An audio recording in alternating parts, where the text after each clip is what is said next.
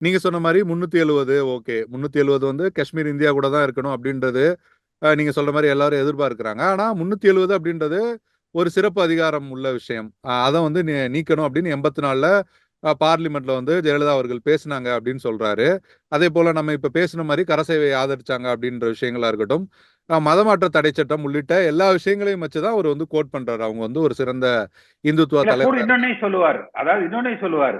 ஆ. அதாவது வந்து ராமர் கோயிலுக்கு வந்து ஜெயலலிதா அம்மா இருந்திருந்தா இன்றைக்கு வந்து சென்றிருப்பார். ஆமா.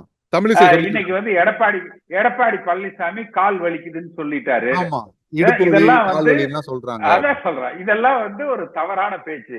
ம். அந்த ராமர் கோயில் கட்டியிருப்பது என்பது அது என்ன பாஜக ஆபீஸா?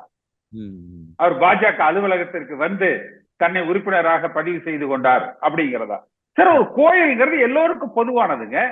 யார் வேணாலும் போலாம் அந்த கோயிலுக்கு. அந்த கோவிலுக்கு போறவங்க எல்லாருமே இந்துத்துவாவை ஏற்றுக்கொள்பவர்களா என்ன? அது கிடையாது. தவறான 84ல அண்ணாமலை பிறந்தேங்கிறாரு. அதுல சொல்லியிருப்பார் நான் 1 மாச குழந்தை அப்படின்னு. அவர் இன்றைக்கு அரசியல்ல 2 வயசு குழந்தையா தான் இருக்காரு. 84ல நான் புரட்சி தலைவர் எம்ஜிஆரோடு சட்டமன்ற உறுப்பினர். ஆமா. அவரு அண்ணாமலை இன்னும் 2 வயசு குழந்தையா தான் இருக்காரு அரசியல்ல. இப்பதான் 3வது ஆண்டுல அடியெடுத்து வச்சிருக்காரு. சார், ஜூன் 4ஆம் தேதி வந்து கொண்டாட்டத்திற்கு வந்து தயாராகிக்கோங்க. இந்த முறை வந்து பாஜக எம்பிக்கள் தமிழ்நாட்டுல இருந்து போவாங்க அப்படின்னு சொல்லி திரு அண்ணாமலை அவர்கள் சொல்றாரு. நீங்க அந்த கருத்தை எப்படி பார்க்கிறீங்க? ஒருவேளை கர்நாடகால யாராவது வெற்றி பெற்றாங்கன்னா அவங்க சென்னையில வந்து பிளைட் ஏறி போவாங்க. வேற ஆந்திரால யாராவது வெற்றி பெற்றாங்கன்னா அவங்க சென்னையில வந்து பிளைட் ஏறி போறாங்க.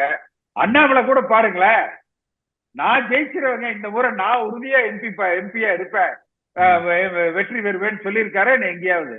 சார், அவர் ஜெயிக்க மாட்டாரு. அவரே சொல்லலையே. அவர் ஜெயிப்போன்னு அவரே சொல்லலையே.